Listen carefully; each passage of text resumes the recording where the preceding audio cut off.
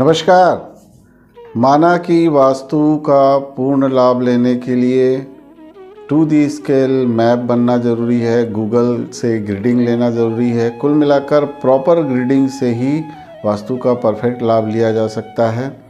पर यदि बहुत लोगों के लिए संभव नहीं हो पा रहा है तो कुछ उपाय ऐसे हैं जिनको करके हम अपने कई नुकसान से बच सकते हैं और कई सारा लाभ ले सकते हैं। दरअसल इसके लिए हमें अपने घर के बीचों बीच खड़े होकर मोबाइल को सीधा रख के किसी दिशा विशेष में उत्तर, पूरब, दक्षिण का आकलन कर लें और उस अनुमानित दिशा के आधार पर आगे बताए गए उपायों से हम बहुत सारे लाभ ले सकते हैं और बहुत सारी परेशानियों से बच सकते हैं।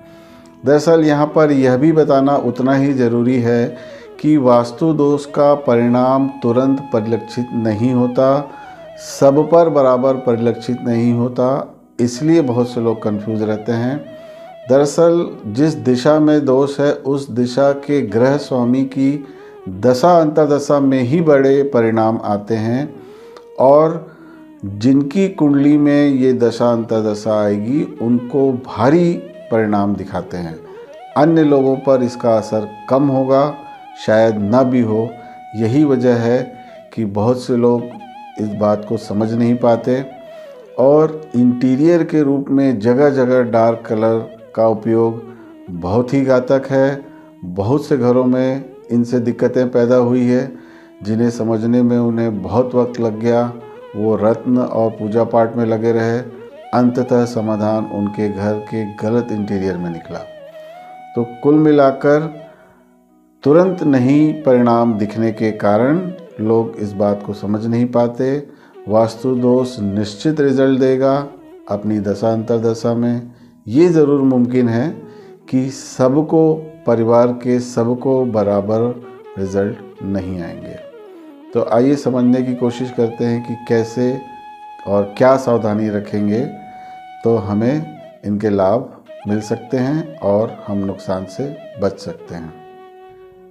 मोबाइल के आधार पर जो हमने उत्तर, दक्षिण, पूर्व, पश्चिम तय किया है उसमें ये ध्यान दें कि उत्तर से लेकर पूरब के बीच पीले और लाल रंग का कोई भी उपयोग ना हो। दीवार, वस्तु, यहाँ तक कि फ़ोटो भी उस रंग की नहीं होना चाहिए, पूर्णतः वर्जित है। ये दिशा बुद्धि, शिक्षा और अवसरों की है जिसमें नौकरी और व्यापार दोनों शामिल हैं। तो किसी भी कीमत पर यहाँ पर लाल और पीले रंग का उपयोग ना हो। ज़्यादातर लोग मंदिर में भगवान का आसन, भगवान के कपड़े और लाल बल्ब तक का उपयोग कर देते हैं। ये छोटा सा बल्ब भी बहुत प्रॉब्लम दे सकता है। इसी तरह पूरब को लोग सूर्य से जोड़ के उस दिशा में ऑरेंज रंग का इस्तेमाल करते हैं। ये जगह जनता से जुड़ी हुई है, पब्लिक से जुड़ी हुई है, सरकार से और शासन से जुड़ी हुई है। इस दिशा का दोष इन सभी क्षेत्रों में दिक्कत पैदा कर सकता है और कुल मिलाकर उत्तर से पूरब के बीच नीला, हरा, भूरा, ऑफ वाइट कलर ही कारगर है या जो बार चार्ट रिकमेंड करे। इसी तरह घर की दक्षिण दिशा में दक्षिण के दाएं बाएं इधर साउथ वेस्ट तक नीला और काला रंग पूर्णतः वर्जित है। धन, स्वास्थ्य, मान सम्मान इस दिशा के कारक हैं और बहुत से लोग साउथ ईस्ट में किचन में काला या एक नज़र में काला दिखने वाला प्लेटफॉर्म यूज़ करते हैं। यहाँ पर होने वाली गलती से त्वचा रोग भी संभव है। परिवार के किसी सदस्य को अत्यधिक मानसिक तनाव या घर में झगड़े का माहौल भी संभव है। तो इन दिशाओं में इन दो रंगों से बचें। ठीक इसी तरह पश्चिम या पश्चिम के आसपास कोई भी डार्क कलर नहीं होना चाहिए। ऑफ वाइट, सिल्वर, ग्रे, कभी कभी पीला रंग, स्पेशली यदि उधर किचन आ जाए तो उपयोग किया जा सकता है। मोटे तौर पर पूरे घर में ऑफ वाइट कलर ही फ़ायदेमंद है। इंटीरियर के नाम पर जगह जगह डार्क कलर का उपयोग कभी ना कभी दिक्कत देगा, परिवार में किसी न किसी को दिक्कत देगा। इसी तरह लोग गमले को सकारात्मक ऊर्जा का प्रतीक मानते हैं और घर भर गमले लगा देते हैं। दरअसल हर दिशा में हरा रंग भी शुभ नहीं है। छत भर या आधी छत गमला लगाना भी शुभ नहीं है। गमलों में बोनसाई पौधे लगाना भी आपकी तरक्की को बाधित कर सकते हैं। तो गमले से ज़्यादा प्रभाव गमले के पॉट का होता है। यदि उसका रंग लाल नीला हुआ तो वो दिशा की ऊर्जा को ज़रूर बिगाड़ेगा। लाल रंग का गमला, नीले रंग का गमला ज़्यादा से ज़्यादा दक्षिण दिशा में चल सकता है। यदि गमले लगाना ही है तो उनके पॉट या तो सीमेंट के हों या ऑफ वाइट कलर के हों, तभी सभी दिशाओं में लगाए जा सकते हैं एक उचित मात्रा में।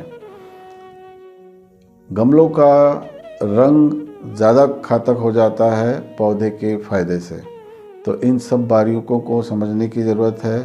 अंधाधुंध गमले लगाना नुकसानदेह है। हर दिशा में गमला कारक नहीं है। दिशाओं में रंग या रंग की चीज़ में सोफ़ा भी शामिल है, पर्दे भी शामिल हैं। जैसे कि उत्तर से पूरब तक लाल पीले रंग का सोफ़ा भी नहीं होना चाहिए, दक्षिण में नीला काले रंग का सोफ़ा भी नहीं होना चाहिए। पर्दे, यहाँ तक कि पलंग का कलर और बेडशीट भी प्रभाव डालते हैं।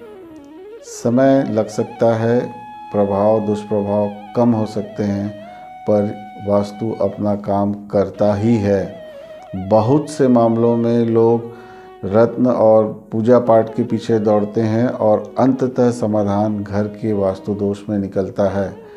या यूं भी कहा जा सकता है कि जीवन की कई समस्याओं का समाधान सिर्फ वास्तु से हो सकता है। तो वास्तु को नज़रअंदाज ना करें और उसका ज्ञान निरंतर लेते रहें। धीरे धीरे ही सही हमारे घर को वास्तु अनुकूल बनाना चाहिए। बहुत से लाभ धीरे धीरे ही सही, देर से ही सही ज़रूर मिलेंगे और बहुत सारे नुकसानों से बचा भी जा सकेगा।